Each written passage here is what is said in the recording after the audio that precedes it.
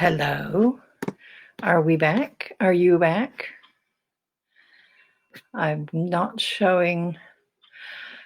Again, I'm the spiral of doom, so I hope this is working. Okay. It says it started. I can see myself this time. Please come back if you used to be here. Okay.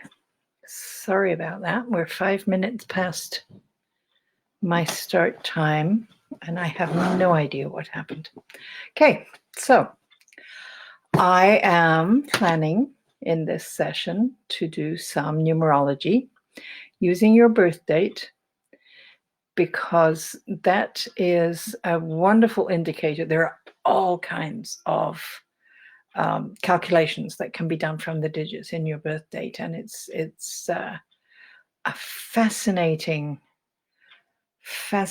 field of study. What I can do this time in a short time in this kind of a situation is just a really brief look at where the digits of your birth date fit into the number grid, which is a sort of like a tic-tac-toe.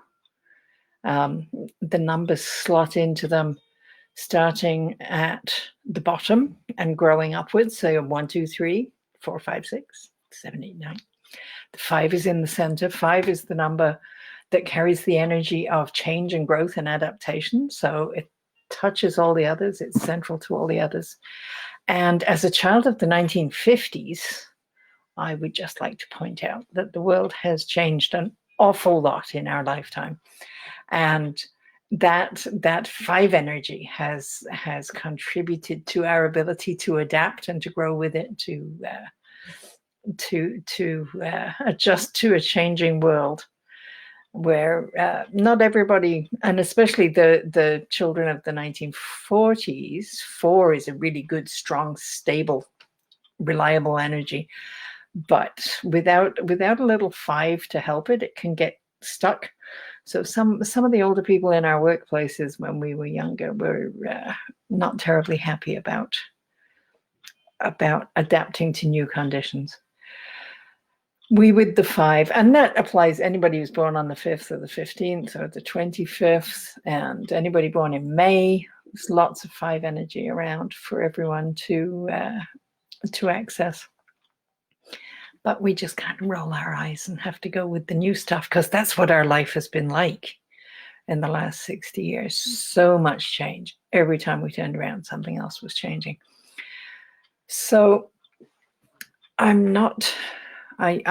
cannot see whether you're here or not, so please comment. When you comment, you get a ballot for the grand prize draw at the end of Sunday, which is well worth doing. Also, while you're here, if you comment with your date of birth, then I will do a little mini chart, and we can look at some of the energies that came in with you on the day that you chose to support your plans, your intentions for this lifetime. It is, I saw, okay. While I was going through looking for the cards that I use, I found this poster that I had printed off at some time. Numbers are the universal language offered by the deity to humans as confirmation of the truth. That feels like a really nice affirmation of numerology to me. I have often quoted it. I think I've got it on my website. And yes, the idea goes all the way back to Pythagoras, who absolutely anticipated things like modern quantum physics and string theory, that kind of thing, when he suggested that everything in the universe is energy, and the differences are about the speed at which the energy is vibrating. So, rocks vibrating fairly slowly. We are vibrating a little more quickly. Light is that much greater of a frequency, vibration. And everything fits in between. In numerology, we keep adding up the digits until there's only one left. So, and then that single digit has various descriptions of the energy that it represents. So it's a very it's simple, and at the same time it is also incredibly profound. The 9 single digits that show up in our everyday are they fit into a cycle. We go from 1 to 9, and then when we get to 10, we add the 1 and the 0 back together again, and we're back at 1. I like to say it's not as two-dimensional as the Wheel of Fortune in tarot and the going around and around, although that is part of it, of course. With numerology, because in our personal vibration, we have a vibration for the year and a vibration from birthday to birthday, which is different. And of course, the calendar is running with vibration. This year, 2020, when we add up the 2 2s and the 2 0s, we get a 4, which is that stable, reliable, foundational energy. I wrote in December that this is the year we're going to create a new foundation on which to build a different future. I did not anticipate that it would in order to get there, we would have to shut down the entire world. But here we are, and certainly in a position of using 2020 to build a new foundation, which is rather amazing.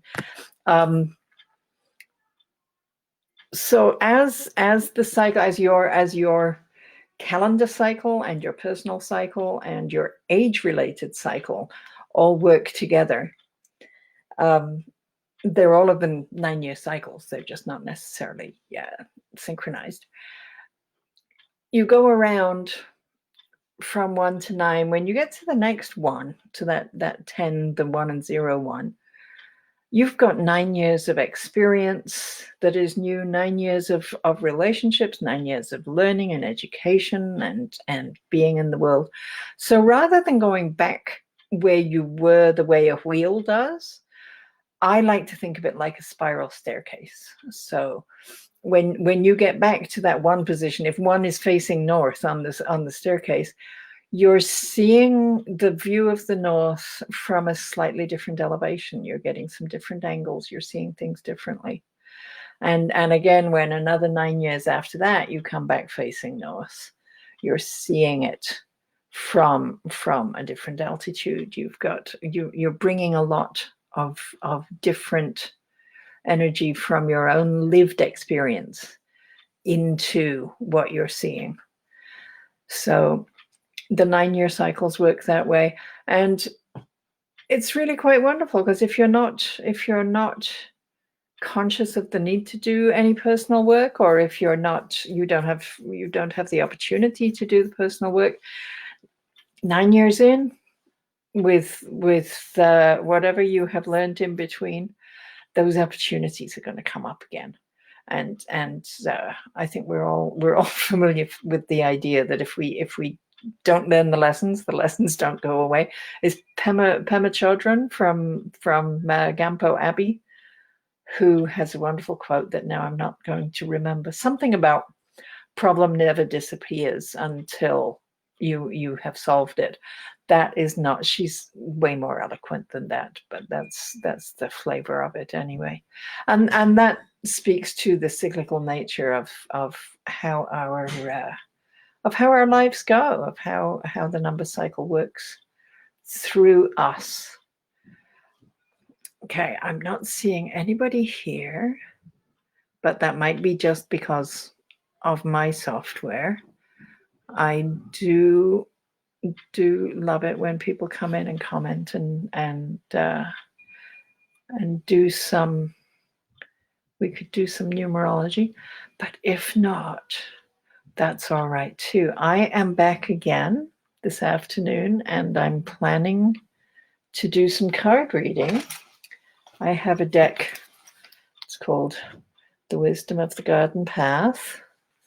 And they're really rather beautiful cards with pictures of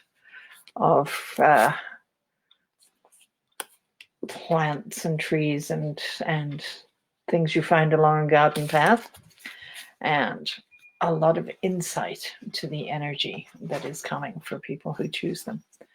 So I'm going to leave this right here and look forward to seeing you later. When you're watching the replay, please make comments in the comment box, and that way I can write you up ballots for the draw and put you towards some giveaways that I've got, and look forward to connecting with you further.